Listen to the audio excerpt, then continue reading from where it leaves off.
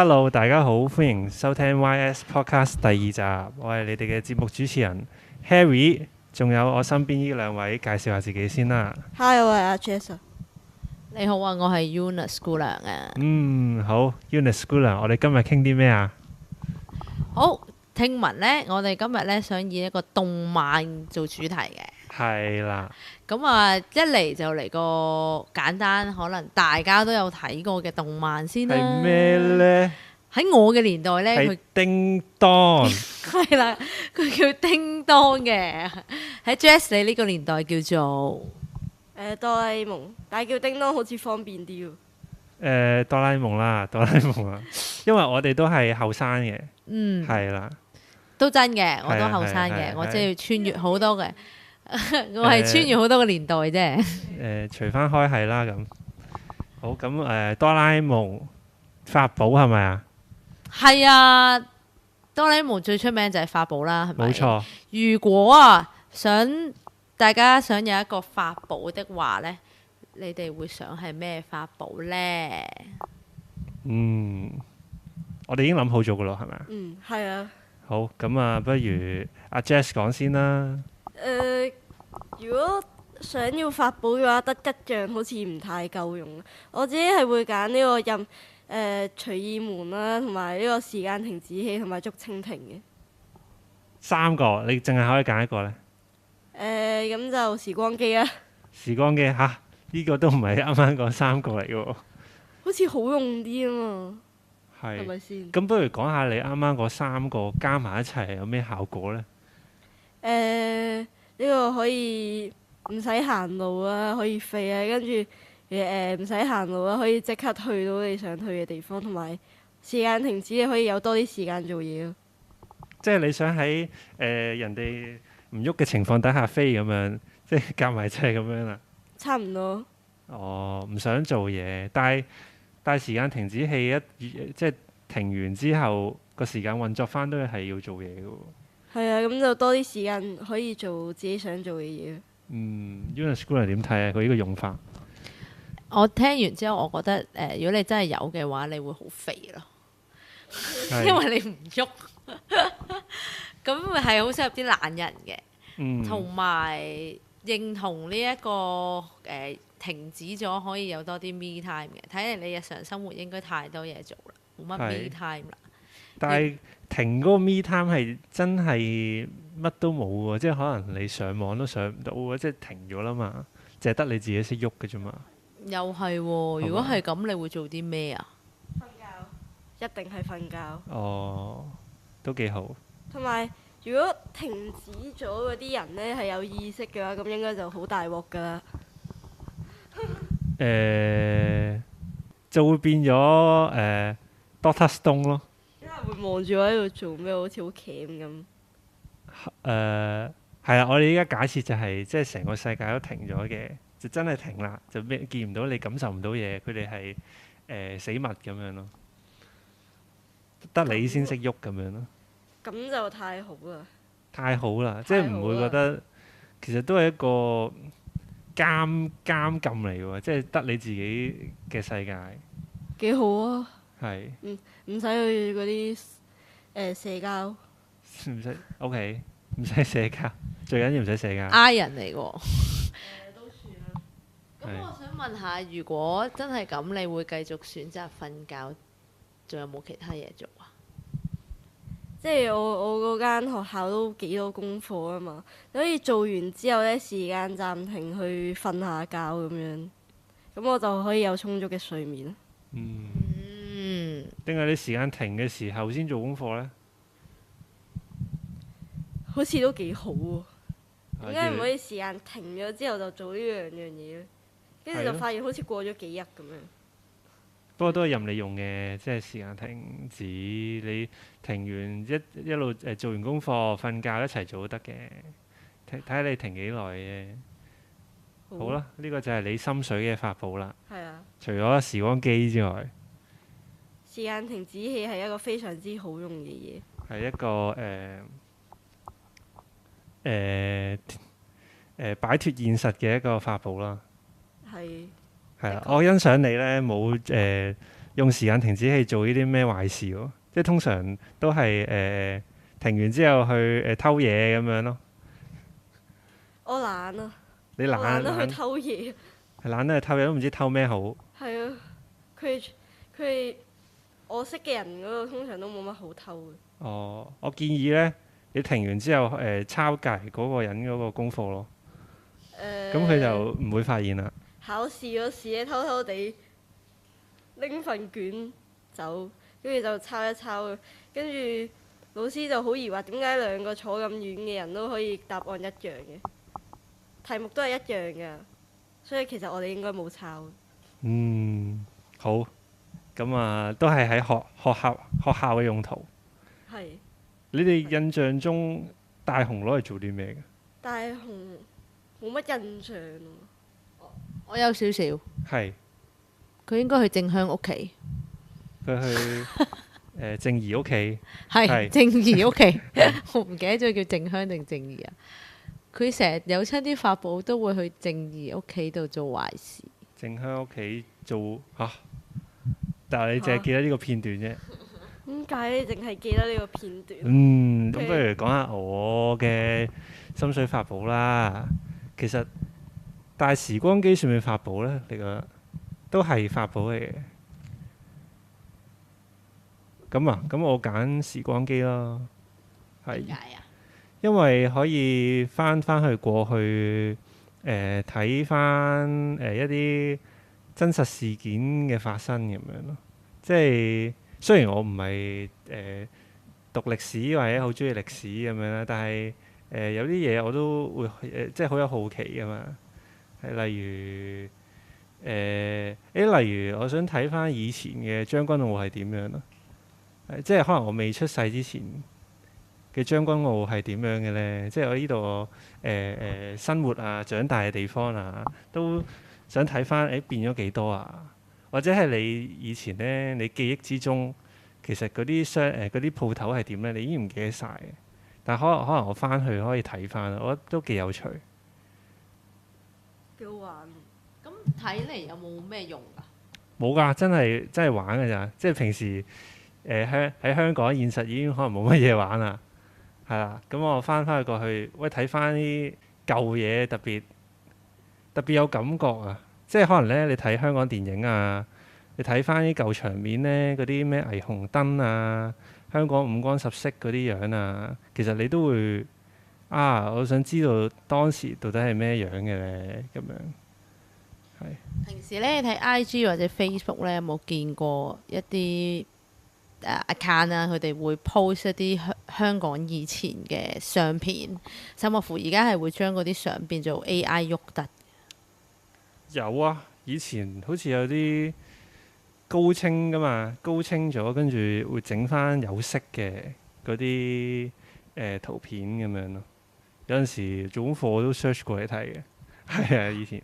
我都幾中意，我都有 follow 呢啲 account。然之後我發現，即係譬如呢些可能將軍澳啦，原來將軍澳以前係好細嘅啫，個海好大嘅，係啦。原來係一個漁港，好多漁民咁樣嗰啲，係幾有趣喎，我都覺得。係啊，阿 Jess 覺得呢？你會回到過去定係去未來啊？回到過去咯，應該就。定係回到未來啊？點樣回到未來？呢個係一套戲嚟嘅。未來應該就冇乜嘢好睇，話唔定你過咗去未來之後，你發現你嘅屋企係移平咗嘅咁樣，跟住呢個世界又爛爛地咁樣。我都覺得去到未來係即係冇乜好睇嘅，即係你去到一個你即將知道會發生嘅場景，即係我哋假設你係改變唔到佢嘅。係啊。咁你去到未來咪好？即係如果佢真係有啲咩唔好嘅事，你咪一直喺個心裏邊，去到嗰件事真係發生咯。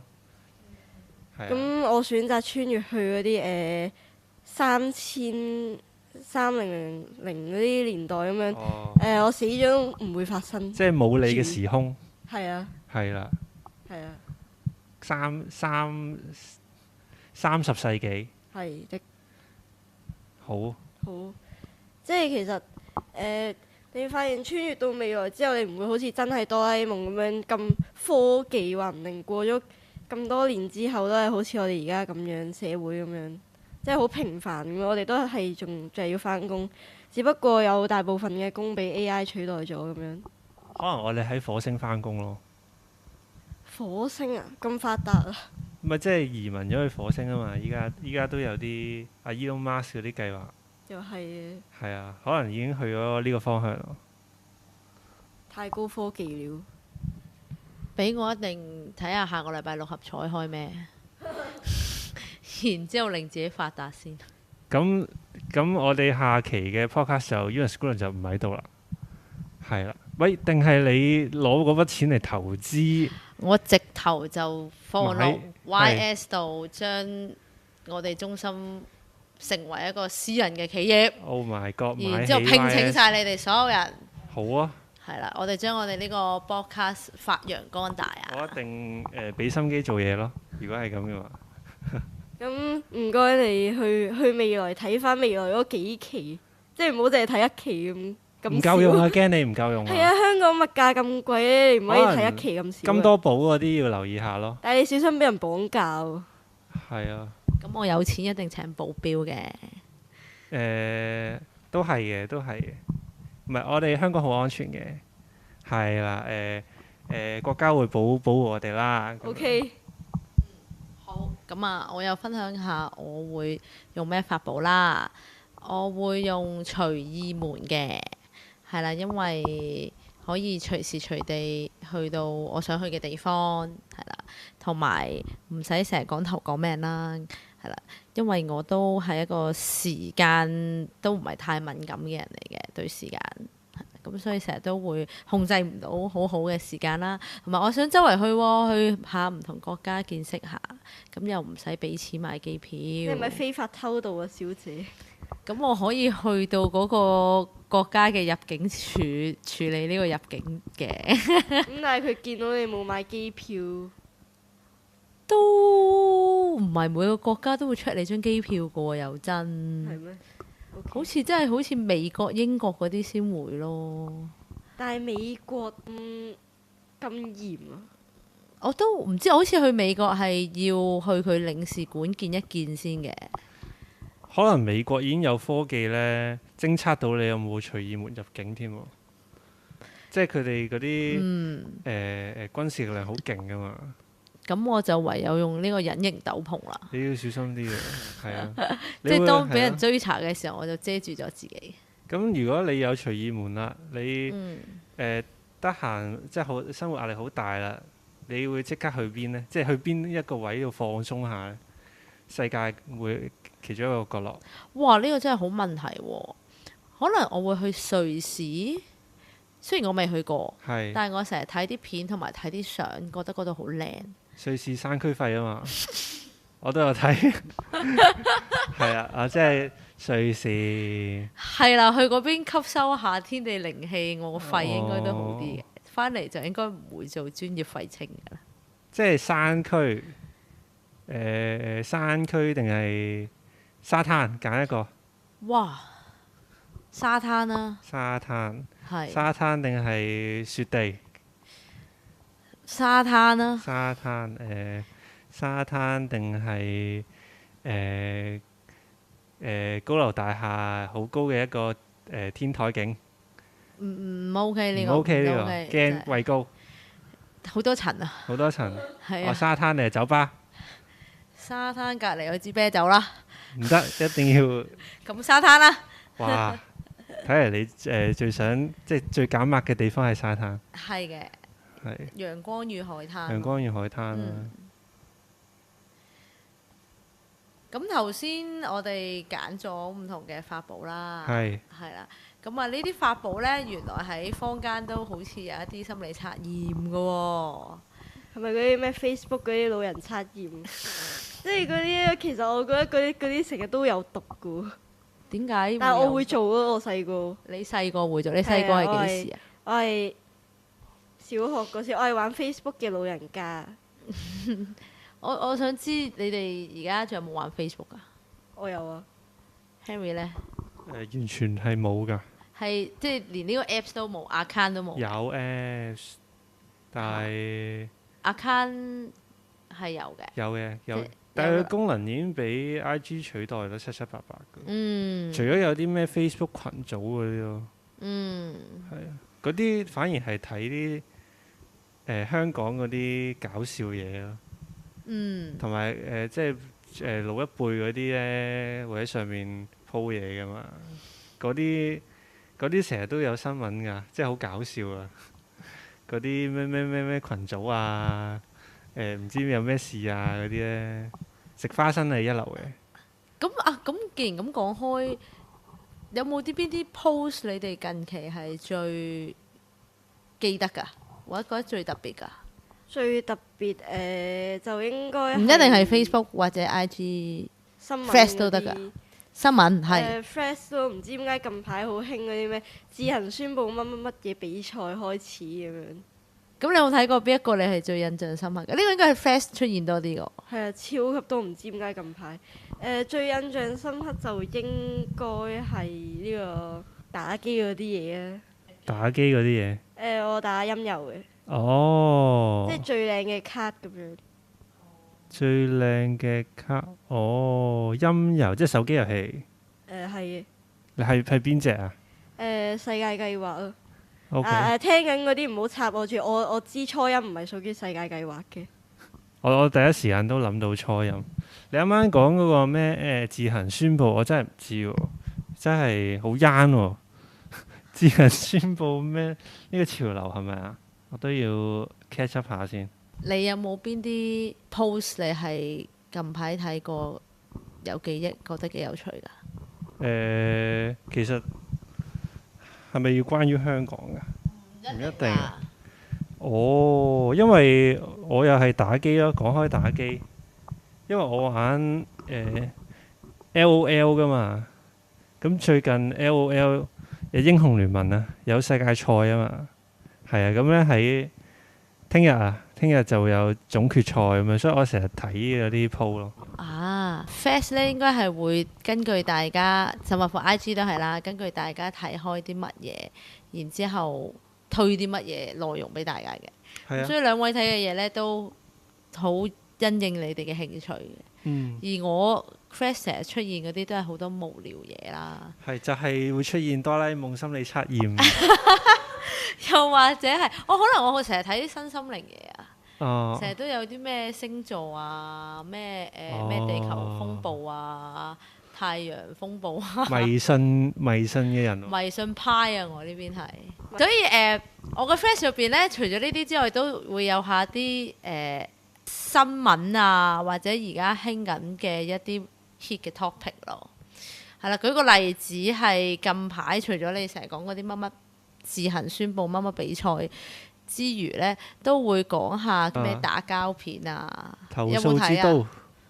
近期嗰條喺飛機上邊，我都有諗住講。係啦，成日都有好多呢啲走出嚟嘅。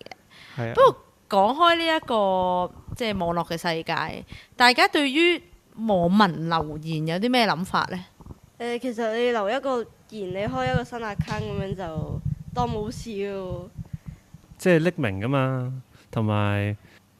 我哋唔係公眾人物啦，就其實佢講嘅嘢又唔係攻擊到我哋。咁我覺得最需要留意嘅係即係一啲公眾人物咯，佢哋點樣睇網民嘅留言啊？即係普通網民留言，我又覺得冇乜嘢，我唔會剔佢哋啲意見咁樣咯。係咯，唔啱睇或者冒犯到我，咪 block 咗佢咯。都係㗎。即係所以兩位都可能會選擇。未必 post 好多嘢，又或者甚或乎就算有 post 啦，佢哋嘅留言你會 delete 咗佢或者 block 咗佢。自動過濾咯。咁如果你嘅 post 係 public，而突然間好有爭議性，吸引咗大量嘅網民留言，可能有啲人呢係，可能。6:4之比啦，60人都係講一啲好 negative 或者好難聽嘅説話。得40%人係撐你嘅，甚或乎係中性嘅，咁你哋又會點樣處理呢個 post 或者你自己個 account 呢？唔好再留言俾流量佢哋咯，咁樣即係唔理佢。係啊，或者直接 block 咗佢哋咯。因為冷處理。通常同我鬧交嗰啲都係鬧嗰啲咩流浪生態嗰啲，我直接 block 咗佢哋。咩流浪生態？講多啲啊，譬如。即係餵流浪貓、流浪狗嗰啲破壞生態平衡嗰啲咯。哦，即係你預想到你會出呢咁嘅 post。係啊，我會喺嗰啲留言嗰度留言咯。你係支持定係反對㗎？一定反對啦，唔可以破壞生態啊嘛。同埋其實流浪貓同狗咧，佢唔係屬於我哋生態原有嘅生物，佢係俾人遺棄，跟住自己繁衍咗 N 個祖宗18代喺度咧，跟住就開始破壞我哋嘅生態。所以你係唔支持要餵飼嘅？嗯，絕對唔會支持嘅，唔可以破壞生態，絕對唔可以。明白。OK。咁你呢 Henry？我啊，對於啲post 啫，我意思指。咁你應該自己知自己事喎。即係如果你出咗一個 post，或者你發表咗一啲言論，你預計到會有好大嘅即係唔同嘅聲音嘅話，咁你應該預計到咯。即係我又唔會覺得無啦啦即係佢哋唔會無啦啦出現嘅，即係負面嘅聲音。一定係你嘅內容，一定係一係就好差啦，一係就有一啲對立嘅立場出現咗。咁即係 post 嘅時候，已經你覺得每一個人都會衡量過自己嗰個 post 嘅內容會有啲咩後果或者效果啦，而去出 post 嘅。係，除非佢好蠢啦。如果唔係佢，你應該會預計到嘅。哇！呢個係一個好成熟嘅諗法喎，即係為自己做嘅嘢去預設一個後果，然之後去諗下自己承唔承擔得到。係啊，因為你始終係即係公開發表你嘅言論啊嘛。咁但係我又想問啦，即係對於一啲網民嘅留言啊，又或者而家成日都講網民投票啊，其實你哋頭先講啦，佢哋可以匿名噶嘛。Even 有得起底各樣嘢都好啦，好似講嘅嘢都唔係好需要負責任嘅，即係冇乜後果嘅。講真，即係除咗喺網上繼續俾人鬧或者俾人反對之餘，佢哋係冇任何法例規管啦。可能佢哋要承擔啲乜嘢真實嘅後果。大家又點睇咧呢樣嘢？其實又真係嘅，話會即係如果佢除非佢係真係犯法啊，如果唔係都唔會報警咁樣。即係最簡單就直接 block 咗佢，眼不見為淨㗎嘛，係咪先？係就係咁噶啦，即係網絡就係好大嘅自由度咯。係啊，咁你有自由嘅情況底下，一定就會冒犯到人咯。咁所以其實我反而覺得係一個鍛鍊你嘅 EQ 嘅場合嚟。真係，即係如果我 block 咗嗰個人咧，佢又喺呢個網上面掀起啲咩大風浪咧，我就會叫其他人 cap 俾我睇，因為我 block 咗佢，我見唔到佢咁樣。咁我有兩個問題啦。咁你覺得即係雖然每個人都可能要去學習點樣去鍛鍊自己嘅 EQ 啦，咁但係網民嘅素質需唔需要被訓練或者去提升？呢個第一啦。第二，覺得需唔需要其實有一啲乜嘢嘅法例或者後果俾一啲真係講嘢好難聽或者不負責任嘅網民呢？網民嘅質素，我覺得即係你可能會淨係睇到唔好嘅地方。咁我相信所有人或者所有人上網都有好嘅網民嘅，係啦。咁所以如果你真係睇唔順眼唔好嗰啲，咁你咪去睇翻啲好嘅嘢咯。至於你話法例規管係咯，如果佢唔觸犯法例，其實冇問題㗎。除非你加條法例係即係因為台灣咧有嗰啲人身攻擊嗰啲咧，話你車力巨人就扣你錢咁樣。係啦係啦，即係就算唔係講粗口或者好損害性嘅詞語都好啦，即係一啲話你樣衰嘅形容詞咧，佢都可以係根據法例，然之後罰你錢咁樣。咁係咪去到呢個地步咧？我覺得又唔需要嘅，係。我就覺得可以將呢個網絡使用納入呢個課程嗰度嘅。即係你講緊中學課程。中學、小學都要啦。而家咁多呢個天真嘅小學生周圍留言。哦，你都想選舉喎？有一個政綱出咗嚟喎。OK， 即係所以你都想即係教育一下佢哋本身有一啲嘅想法同埋理念嘅，係咪啊？係的，係的。咁對於一啲真係被網民留言然之後身心受創嘅人啦，係啦，我稱佢為受害者先啦，係啦。咁佢哋即係學你話齋如果嗰個人其實 EQ 夠嘅話，就可以唔理啦，即係好似你哋咁就可以 block 咗佢又好，或者直頭唔睇咁樣。咁但係唔係個個做到噶嘛？咁嗰啲人咁又點算呢？應該會開一場嗰啲網絡戰爭咁樣，但係我會喺 block 佢之前呢舉報咗佢啊！舉報咗佢即係點啊？舉報即係檢舉呢個 account 有啲咩不當言論咁樣。哦，即係你幫嗰啲接受唔到言論嘅人，用行動去支持佢哋，就係檢舉嗰啲鬧佢嘅人，係咪？係啊，即係除非我唔係企佢哋嗰個立場啦。OK，我覺得接受唔到嘅，其實應該減少使用網絡咯。真係。其實呢個係最直接嘅方法嚟嘅。其實佢係我自己覺得一件事，佢冇絕對嘅啱同唔啱，即係睇下你企邊個立場嘅啫。OK。就好似你咖喱飯撈唔撈咁樣。係咖喱飯。係唔可以撈㗎。有時，但係有時候有啲嘢好客觀嚟睇，就係有啲人做錯咗咯。係啊。係啊，咁如果係咁呢？喺佢哋個立場咧，佢哋可能係冇覺得自己冇做錯，但係其實佢哋係做錯咗。呢件事就唔關我頭先個理論事嘅。OK。呢個討論令我諗起早排有個新聞，唔知大家有冇睇到呢？早排呢，有個應該小學生係啦，佢喺地鐵入邊強行開嗰度車門。係啦，咁佢應該係行駛當中去強行開呢個車門嘅。係啦，咁就俾人拍咗片擺咗上網啦。咁咧，我其實冇詳細去跟進嘅，咁啊粗略我睇嘅內容啦，就類似係好多網民喺度鬧佢啦，特別係喜歡地鐵嘅朋友啦，係啦，即係有好多喜歡巴士或者地鐵嘅朋友仔啦，咁啊鬧佢即係咁樣做唔啱啊，咁樣咁損壞地鐵啦。然之後咧，幾日之後咧就有一單小學生跳樓嘅新聞。我都記得。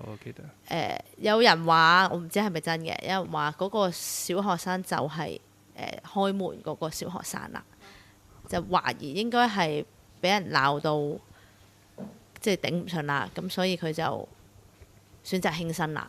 咁大家對於呢啲嘅新聞或者呢件事啦，係啦，同你哋頭先講嘅嘢有冇一啲補充呢？即係你會覺得係呢個細路佢因為冇遠離到呢一個網絡嘅世界，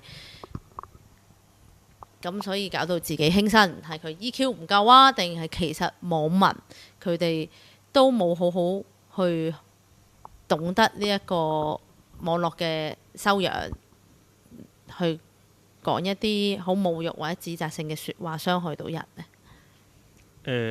我記得咧呢個事件呢，嗰個小學生呢，同鬧佢嗰啲人呢，係喺一個 group 度嘅，同一個可能係 TG group 啦嚇，Telegram 嘅 group 入邊嘅，咁所以佢都係一個裏邊嘅成員嚟嘅。